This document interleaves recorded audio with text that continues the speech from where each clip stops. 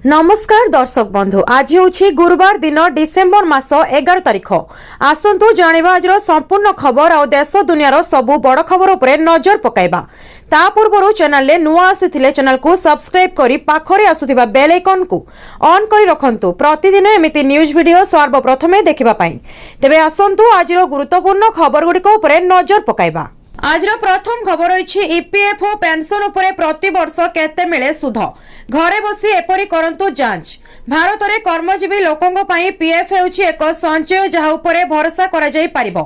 प्रति मासरे छोट परिमाणर राशि जमा करा जाए एवं सहित समय सहित यह एक बड़ फंड रे परिणत हुए तथापि अनेक लोक जानते ना जे प्रति वर्ष सेमानक पीएफ अकाउंट रे केते सुध जमा होईछि एवं घरु बाहर को किपरि जांच करि परिबे। सरकार नूतन आर्थिक वर्ष पई सुध हार वृद्धि करबाको मध्य विचार करिसेंती जहा लक्ष लक्ष कर्मचारीक पई बहुत भल खबर होई पारे।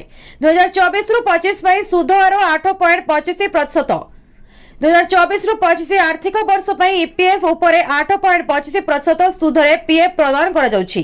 एहा गत वर्ष परि समान हार 1 एप्रिल 2024 पई 31 मार्च 2025 मध्य जमा उपरे सुध प्रदान करा जाय। 2025 रु 26 पई ईपीएफ फेब्रुआरी 2024 पाखापाखी सुध हार निष्पत्ति नै पारे। घरु आपनक पीएफ बैलेंस जांच करंतु। आपनक पीएफ अकाउंट बैलेंस जांच करबा एबे बहुत सहज। आपण अनेक पद्धति व्यवहार करि परिबे। परवर्ती खबर रही नुआ राशन कार्ड पाई 4365 ना जोड़ा 29,150 हिताधिकारी अपेक्षा कहीं भोकिला रहिबे नहीं। समस्त गरीब परिवार को खाद्य सुरक्षा आईन ले सामिल करा जिवो। एही उद्देश्य नहीं आईन गृहीत हेबा परे योजना होइतिला। एही गरीब हिताधिकारी मध्यरु केंद्र और राज्य सरकार खाद्य सुरक्षा आईन ले सामिल करा जाउछि। नुआ राशन कार्ड पाइबा पाई 6,677 जन हिताधिकारी आवेदन करिथिले। गत किछ मास मध्यरे नवरंगपुर जिले में 2,321 जन हिताधिकारी को वितरण करा जायथिबा बेले 4,356 जन हिताधिकारी कार्ड पाइबा को अपेक्षा करिसंती। पूर्वरु कार्ड पाइथिबा हिताधिकारी माने नाम जोड़िबा पई 29,150 जन आवेदन करथिबा बेले एमानक ना भी जोड़ा जाई नथिबा जिला जोगाण विभाग सूचना मिली। नुआ राशन कार्ड पई चांदा हांडीरु 1106 आनिथिबा आसीथिबा बेले 601 कार्ड हिताधिकारी को वितरण सरिछि। डाबो गाँव रे 185 रु 68, झरी गाँव रे 1563 रु 337, कोसा गमड़ा रे 116 रु 210, नवरंगपुर 115 रु 53, नदाहांडी रे 563 रु 361, पापड़ाहांडी 5 रु 156, रायघर 372 रु 32, तेंतुली खुंटी 528 रु 141, उमरकोट 956 रु 154, नवरंगपुर पौरपालिका 122 रु 95 और उमरकोट पौरपालिका 537 रु 113 कार्ड एभली 2,321 कार्ड वितरण होईछि। परवर्ती खबर रही 12 जाए थरिबो ओडिशा। 7 जिला को कोल्ड वेव पई येलो वार्निंग। हाड़भंगा शीतर थरुछि सारा ओडिशा। शीतर लहरी जारी रहितबा बेले आहुरी 3 दिन जाए शीत कलबल करिवो। डिसेंबर 12 जाए प्रबल शीतर संभावना थिबा बेले आंचलिक पाणीपाग विभाग पक्षरु शीत लहरी बा कोल्ड वेव जारी करा जायछि। उत्तर पश्चिम दिगरु प्रभावित हेउथिबा ठंडा शुष्क वायु प्रभाव रे 12 तारिख जाए शीत लहरी जारी रहिबो। आसंता 48 घंटा पर्यंत झारसुगुड़ा, अनुगुल, सुंदरगढ़, सोनपुर, कलाहांडी, कंधमाल एवं कोरापुट 7 जिला को कोल्ड वेव पई येलो वार्निंग जारी करा जायछि। राज्य रे वर्तमान कोनोसी पाणीपाग नियामक सक्रिय नथिबा बेले आसंता 7 दिन जाए पाग सुखिला रहिबो बोली विभाग पूर्वानुमान करिछि।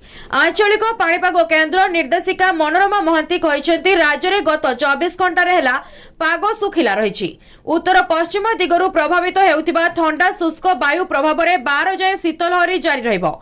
सेही परि राज्यर अनेक स्थान रे घन कुहुड़ी दृश्यमान हेउथिबा बेले आहुरी 48 घंटा पर्यंत एभली प्रभाव रहिबो। आसंता 24 घंटा पई सुंदरगढ़, कंधमाल एवं झारसुगुड़ा रे घन कुहुड़ी दृश्यमान हेबा नै येलो वार्निंग जारी करा जायछि। गत 24 घंटा रे 10टी शहर रे सर्वनिम्न तापमात्रा 10 डिग्री तळे रहिछि। परवर्ती खबर रही अष्टम वेतन कमिशन को नहीं सरकार को अपडेट बढ़िबो दरमा। सरकार देले बड़ अपडेट। अष्टम वेतन कमिशन केबे लागू हेबो ताकू नहीं चली आलोचना। वर्तमान सरकार संसद रे एक सीधा सड़क उत्तर देइछन्ती जहा स्पष्ट करिछि जे अष्टम सीपीसी पई प्रस्तुति द्रुत गति चली। अष्टम वेतन कमिशन वर्तमान सरकारी कर्मचारी एवं पेंशन भोगी पई सबुठारु चर्चित विषय। समस्ते जानवाकू चाहती जे दरमा एवं पेंशन केबे वृद्धि हेबो एवं 2026 बजेट रे कोनोसी बड़ घोषणा कराजिबो कि नाही। सरकार कहिसंती वर्तमान केंद्र सरकारक पाखरे 50.14 लाख कर्मचारी एवं 69 लाख पेंशन भोगी कार्य करुछंती। सेमाने समस्ते अष्टम वेतन कमिशन नूतन दरमा एवं पेंशन संशोधन परिसरभुक्त। एहार अर्थ होछि नूतन वेतन कमिशन लागू हेबा परे सेमानकर दरमा एवं पेंशन उपरे सीधा सड़क प्रभाव पड़िबो। लोकसभा रे अर्थ राष्ट्र मंत्री पंकज चौधरी कहिसंती जे 8th पे सीपीसी संपर्क रे विलंब विषय रे चिंता करिवार कोनोसी आवश्यकता नाही। कमिशन एहार गठन बा स्थापन तारीख रु 18 मास मध्य रे एहार सुपारिश दाखल करिवो। 50 लाख रु अधिक केंद्र सरकारी कर्मचारी एवं प्राय 6.9 लाख पेंशन भोगी अष्टम वेतन कमिशन लो सीधा सड़क लाभ पाइबाकू जाउछंती। परवर्ती खबर अछि बढ़िला रूपार दर दिनकरे 9000 टंका वृद्धि सस्ता हैला सुना। सुना पर एबे रूपा दर रे देखिबा को मिलिछि परिवर्तन। महंगा होई जाइछि रूपा। गोटे दिन रे रूपा दर 9000 टंका वृद्धि पाइछि। एथि सह प्रथम थर पई रूपा केजी पिछा मूल्य 2 लाख पार करिछि। आज चेन्नई रे रूपा केजी पिछा दर रहिछि 2,07,000 टंका। सेहिबळी दिल्ली रे रूपा दाम 1,99,000 टंका रहिछि। गहना को बाद देले रूपार व्यवहार मोबाइल और बैटरी तयारी सह सोलार पैनल ले होछि, किंतु आवश्यकता अनुसार बाजार रे रूपा उपलब्ध हेउ नाही। अन्य पक्षरे आशा करा जायछि जे अमेरिका शीघ्र ही सुध हार ह्रास करिवो। एभଳି स्थितिर लाभ उठाइबा पई लोके सुना और रूपा निवेश करूछंती। फଳରେ सुना भଳି रूपार चाहिदा बढ़िबा सह दर सर्वकालीन रेकर्ड मध्ये भांगुछि। चलित वर्ष आरंभ रे रूपा केजी पिछा 1,333 टंका रहिथिला। वर्षक भितरे दर प्राय 1 लाख टंका बढ़िछि, अर्थात रूपा दर वर्षक रे 2 गुण होइछि। आज राजधानी भुवनेश्वर रे 24 कैरेट सुना दर 1 ग्राम प्रति 13,009 टंका रहिछि। परवर्ती खबर अछि प्रबल शीत जोगु घोषणा हैला स्कूल छुट्टी डिसेंबर 14 जाए। देशर विभिन्न अंचल रे प्रबल शीत लहरी उपकूलवर्ती अंचल रे प्रबल वर्षा जोगु डिसेंबर द्वितीय सप्ताह पई स्कूल गुडी को बंद घोषणा करा जायछि। उपकूलवर्ती अंचल रे प्रबल वर्षा साधारण जीवन यात्रा को बाधा प्राप्त करिछि एवं महाराष्ट्र रे राज्यव्यापी शिक्षकों धर्मघट शिक्षागत कार्यकलाप को बाधा प्राप्त करिछि। एहा सहित केरल रे स्कूल गुडी को बंद करा जायछि। अनेक पहाड़िया अंचल रे प्रबल ठंडा जोगु कर्तृपक्षଙ୍କୁ शीतकालीन छुट्टी घोषणा करबा को बाध्य करिछि।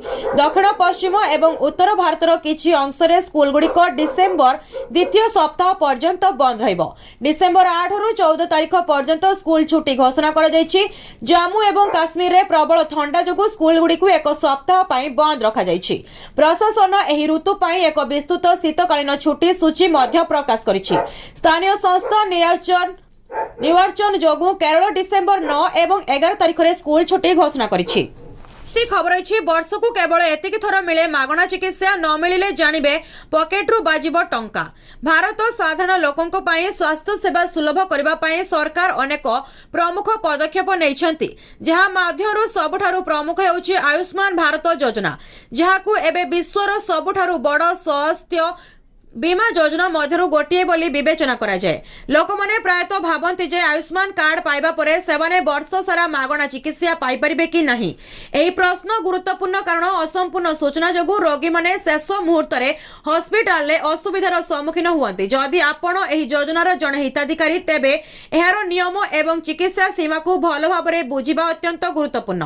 5 लाख सीमार अर्थ कोन? सरकारक द्वारा आरंभ करा जायतिबा प्रधानमंत्री जन आरोग्य योजनार प्राथमिक उद्देश्य हेउछि आर्थिक दृष्टिରୁ दुर्बल वर्गଙ୍କ ପାଇଁ ଏକ ସୁରକ୍ଷା ଜାଲ ଯୋଗାଇବା। ଆପଣ ଗୋଟିଏ ବର୍ଷରେ କେତେ ଥର ହସ୍ପିଟାଲ ଯାଇପାରିବେ ତାହାର କୌଣସି ନିର୍ଦ୍ଦିଷ୍ଟ ସୀମା ନାହିଁ।